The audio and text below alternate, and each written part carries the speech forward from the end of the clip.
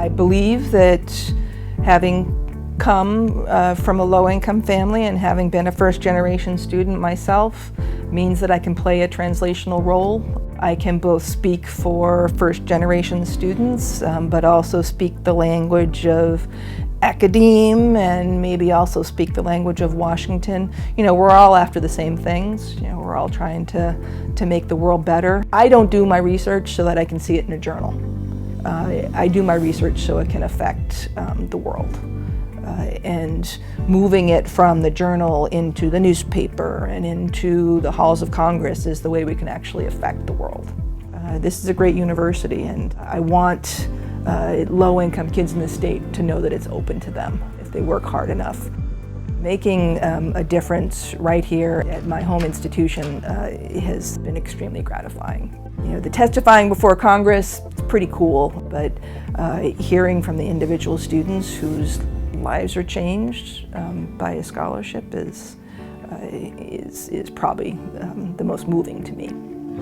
I remember the first time I met Sue Dynarski, 19 years old. She was super, super bright. She had capacity. I didn't know how fortunate I was to go to college and to get my degree and then get more degrees. So I didn't know how unusual I was.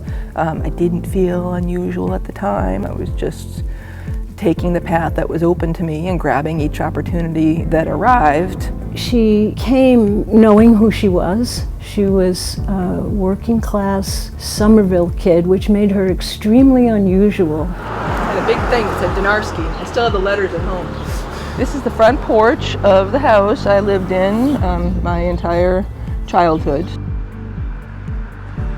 This was a working class neighborhood.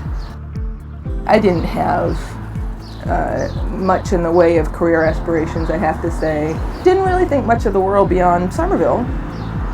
You know, you kind of stuck here and world was here. I continued to just sort of ignore the whole idea of college. I think I knew I was going to go at some point, but didn't start thinking about anything particularly ambitious. Then senior year, I took the SAT.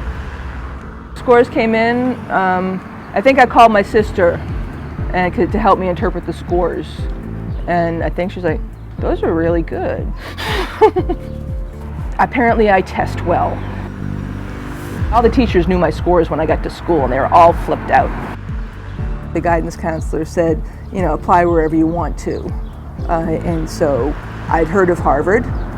It's a mile away from where I'm sitting, so I applied there. I'd heard of Brown and I applied there. I didn't know the names of any of the other Ivies, so didn't apply to any of the other ones. I certainly didn't have any guidance from anybody who'd been to any of these places. And I went through the application process by myself. My mom was super supportive, brought me snacks all the time, but you know, it was me filling in everything and typing all the applications. And when I, got the various acceptances, the main thing I was looking at was the financial aid letter to see what the cost was going to be. It turned out that with the financial aid they were offering, Harvard cost me less than UMass Boston, cost me less than Boston University, so I decided to go to Harvard. I did think that a great gift was being given to me, that society was investing an enormous amount of resources in me. The cost of educating somebody at a place like Harvard, University of Michigan, is enormous, and we're sinking a lot of resources into those students, and to me that made me feel like I would need to give back to society in some way. I'd like to make the path clearer and smoother for future kids so that they don't need as much luck as I did. I know they're smart, bright kids, and we need to have an education system that helps them, that gets them through school and makes the most of each person.